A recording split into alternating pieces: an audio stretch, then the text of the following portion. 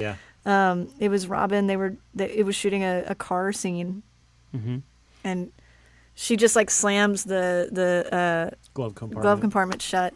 And at one point she did it, and she just goes, "Mind your business," and I was just like, Yeah. and that wasn't the script. That was just something that she did, and you take those little moments, and you're like, "Oh, that's got to go in the movie." Right.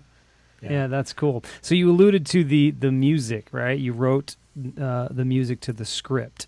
First of all, explain what that means to the general public like myself. You wrote the music to the script. We don't know, as general listeners. Does that not always happen? Hardly ever. Is it in post? So you did it. You chose to do it this way. What does it mean to write the music to the script, and why did you choose that way?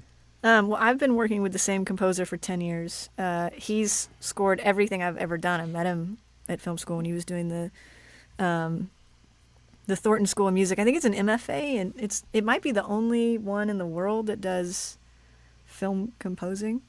I'm not sure. Don't quote me on that. Cut that part out. But I met Steven there, and so I read an article, or I remember talking to him about, it was the Wachowskis. I think it was Cloud Atlas, and they talked about how they wrote the music beforehand and how they would never do it any other way. And that, to me, I was like, that makes perfect sense, because the movie or the music, that's like the foundation, that's the heartbeat, it's everything. It's it literally evokes the emotion that you want your audiences to feel. So of course you should know what that sounds like, and it'll help you create tone. It'll help you, stay in line with the type of movie you want to make. So we just decided that we were going to give it a go, and I sent him the script, and I think it was October 2017. He's based in the UK, so I went over there, and we spent like a week.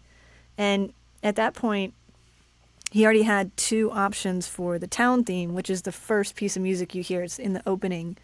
So that, to me, it sets the tone of the movie. Like, you immediately know how you're supposed to feel when the movie opens, right, with that town theme playing, to create that kind of eeriness and paranoia and that kind of like, so you're watching a psychological thriller. Right.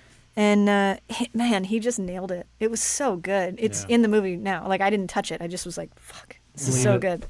And so the other one that we decided to have a go at was Charlie's Suite. And so that's the main character's theme. It's the main character's theme and her daughter's theme. And so I played violin for, I don't know, 14, a minute. Yeah, a minute. And so I understand music enough to like, Can you still play violin? I can read music. I haven't played in so long. I mean, I'm sure I could. I can still read music, but I'd be a little rusty. I'm not gonna lie. But yeah, so I knew there was this one piece of music. I'm a really big fan of this guy, Max Richter. He's a composer, and we ended up licensing one of his songs for the film. And I knew the general kind of like feeling that I wanted, and I knew the tone, and so we spent most of the week working on that.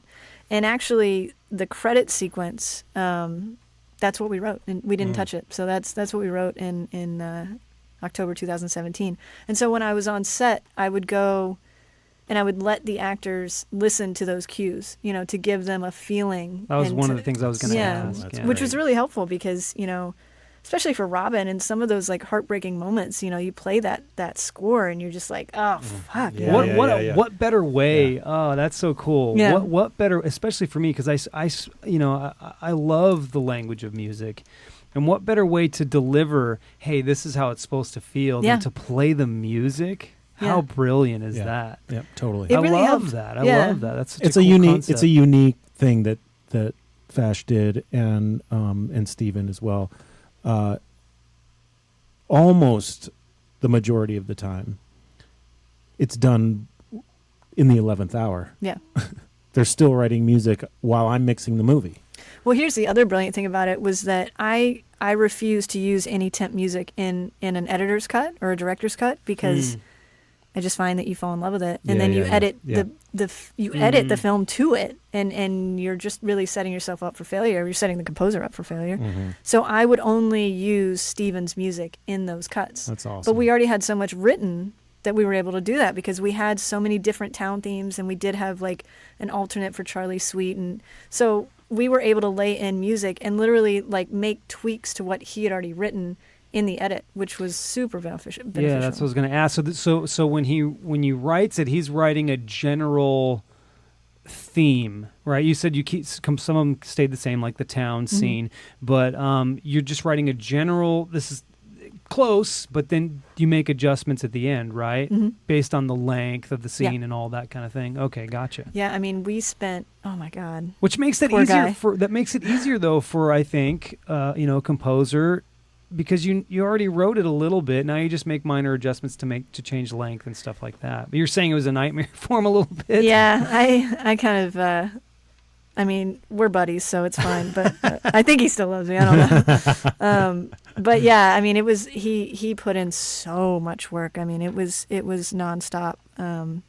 Because I didn't want to do the thing where I'm just like, here, emulate this because this works. And I just feel like it's not.